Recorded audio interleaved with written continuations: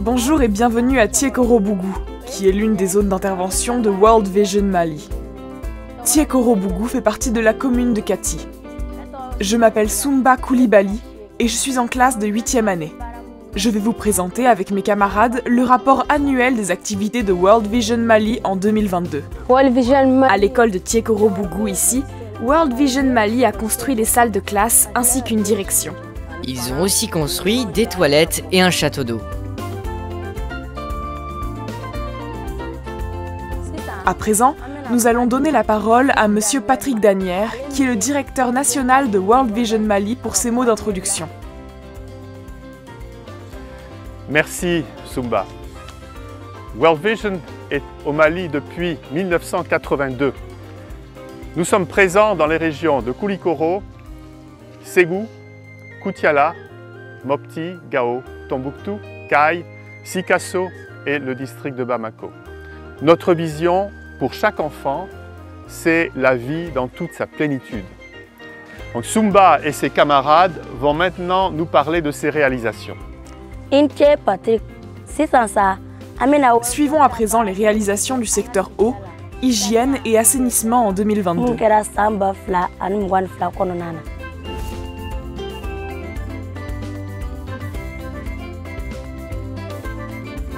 World Vision nous a apporté de l'eau potable dans notre école. Ils nous ont aussi appris la bonne manière de se laver les mains à l'eau et au savon. Cela nous a permis d'éviter beaucoup de maladies.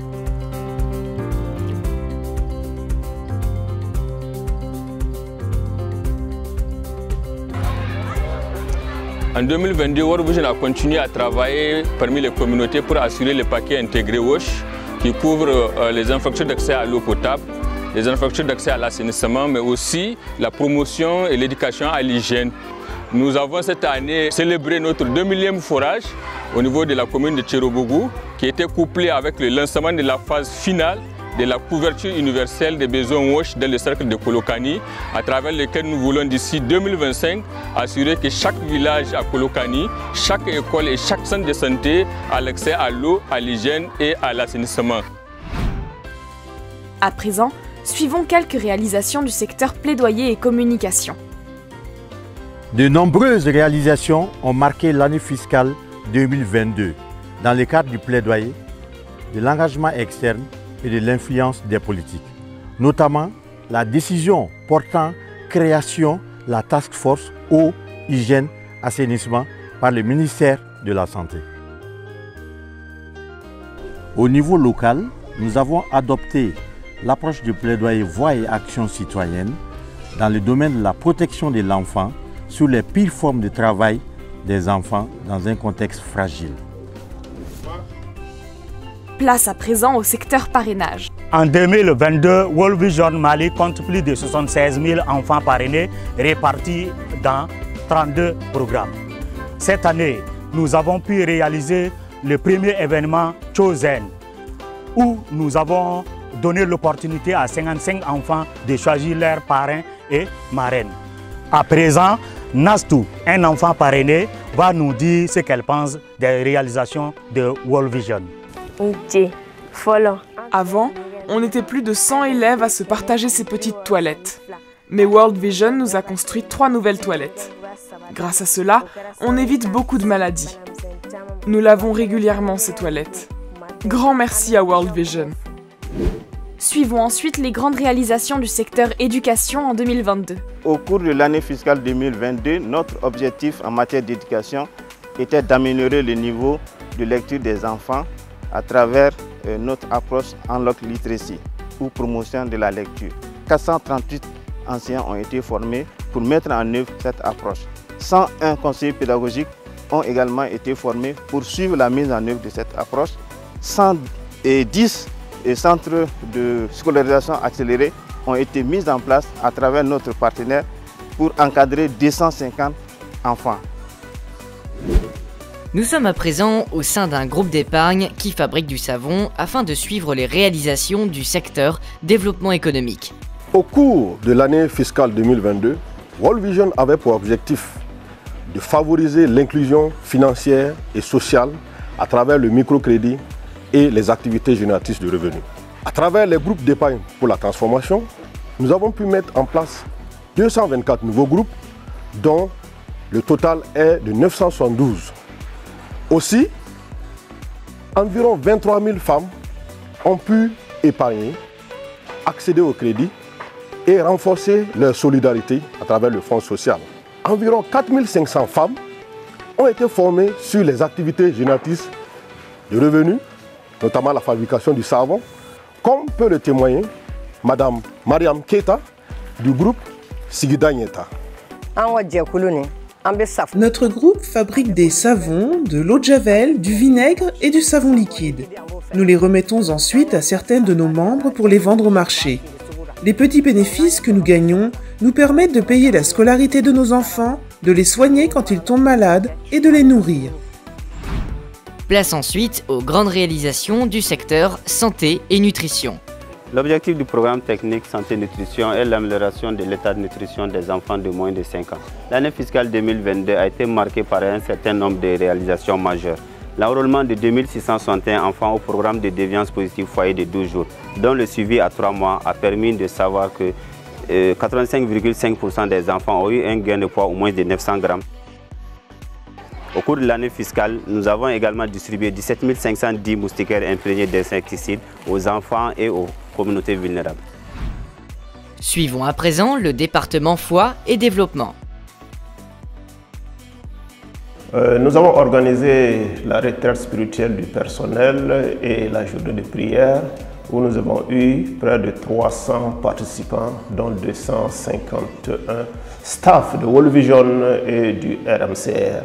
Et dans le domaine du partenariat avec les églises, nous avons signé 24 protocoles avec les districts des églises protestantes et les paroisses catholiques. Voyons à présent ce que le département de protection a réalisé en 2022.